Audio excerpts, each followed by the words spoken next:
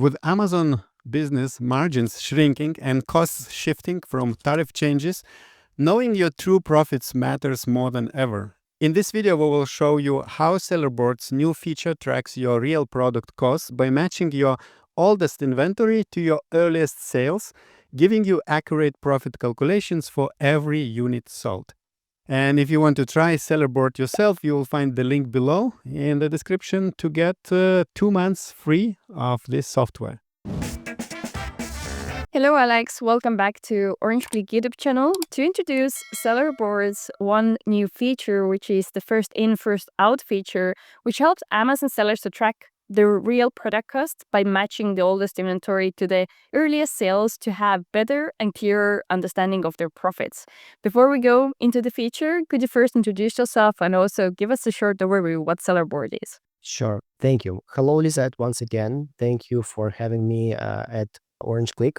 So my name is Alex. I'm a product knowledge specialist at SellerBoard, and SellerBoard itself is a profit analytics software with a set of additional tools to help sellers automate a lot of stuff in their business, to track inventory, to optimize their PPC, to get reviews, and many other important things.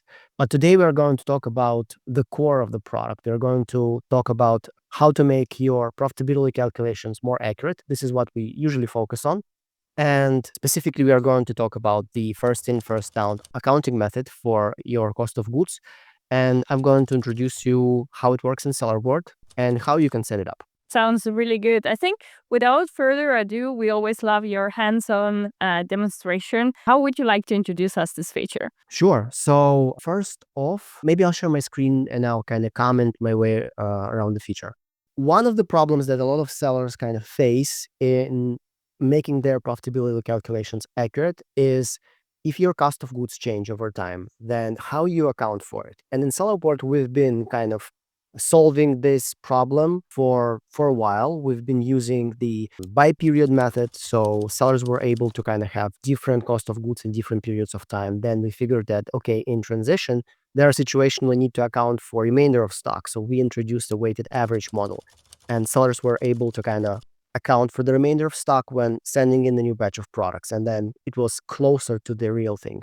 But now we've introduced the first in, first out method, which makes it even more accurate because you can actually account for the cost of goods for every unit sold and for different batches. And I think that's especially important now that the margins are getting thinner and thinner, and then there are a lot of factors that influence your profitability from the outside, including changing, tariffs, a thing that wasn't, a thing actually up until recently, and then increasing costs for transportation and so on.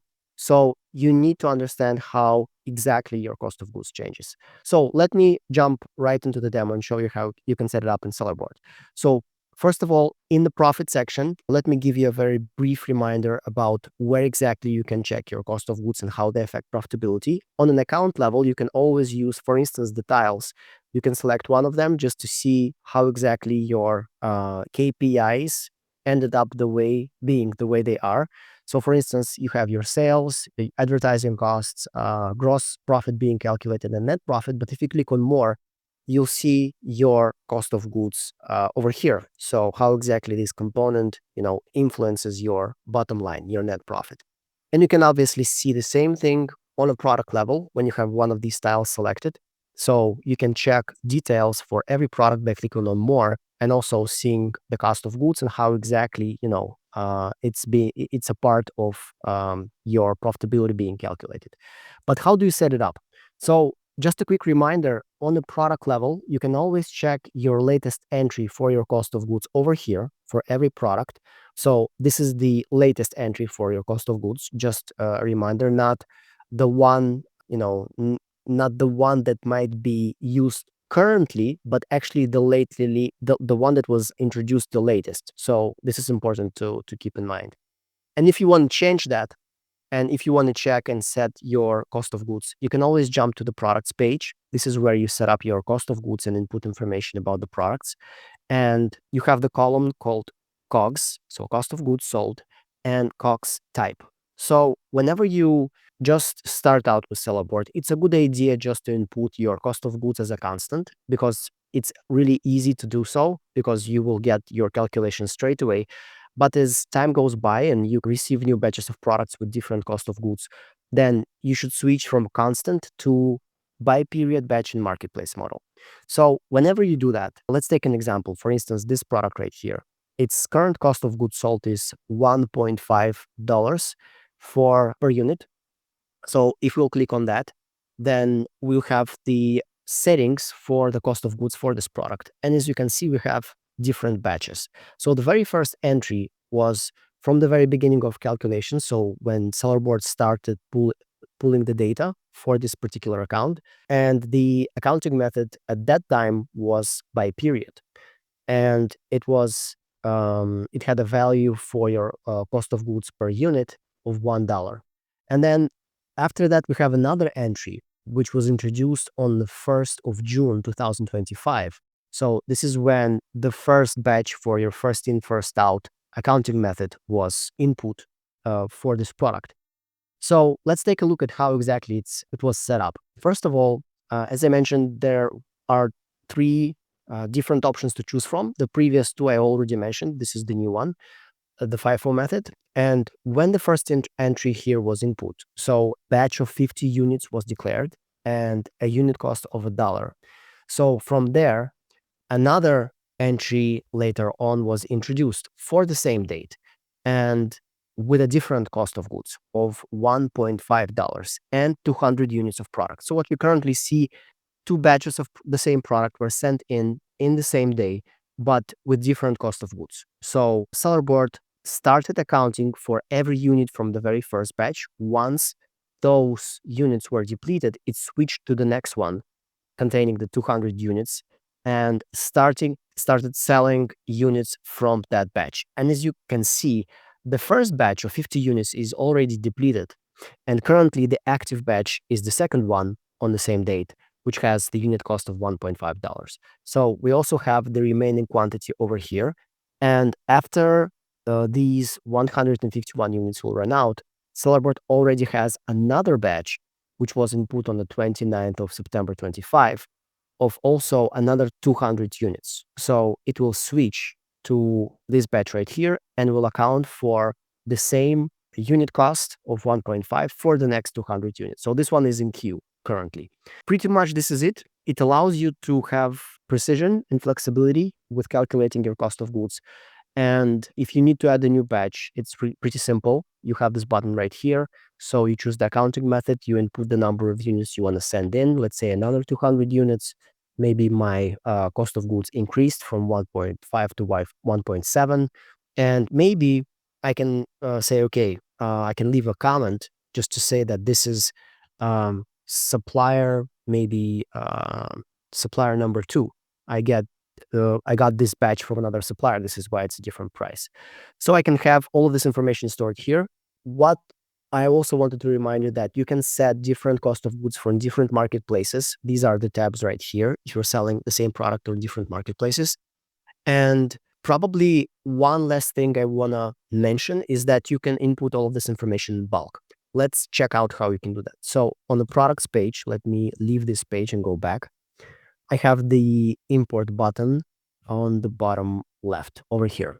So this is how I import my product information in bulk.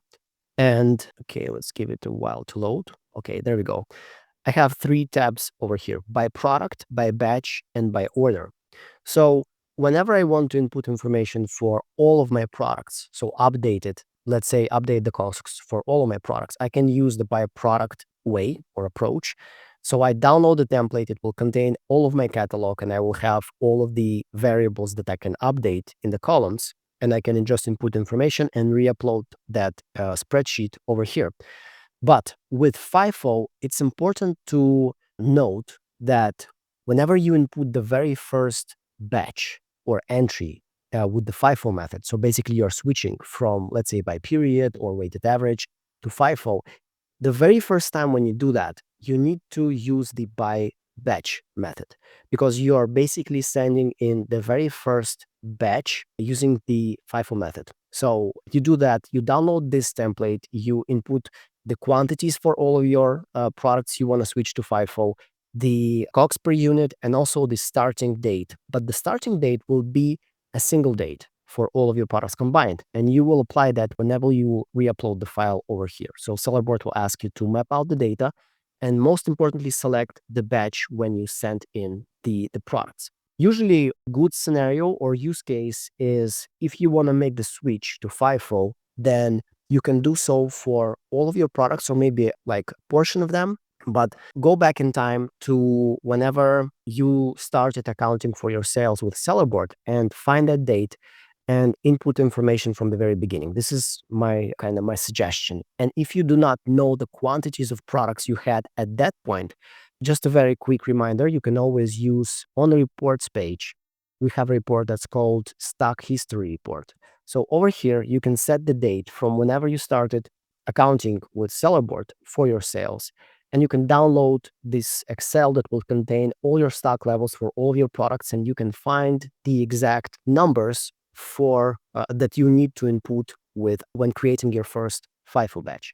All right, so pretty much this is it. I hope it all makes sense. If it doesn't, you always have access to our help team and support team in the chat in the software, or if not, you can just drop a question under the video at Orange Klik. Perfect. Thank you so much, Alex. Very useful introduction to the feature, and the insights and tips you also shared are definitely helping Amazon sellers to adjust and make sure everything is correctly inserted to SellerBoard, and then they're going to also have accurate information displayed on the different dashboards SellerBoard has.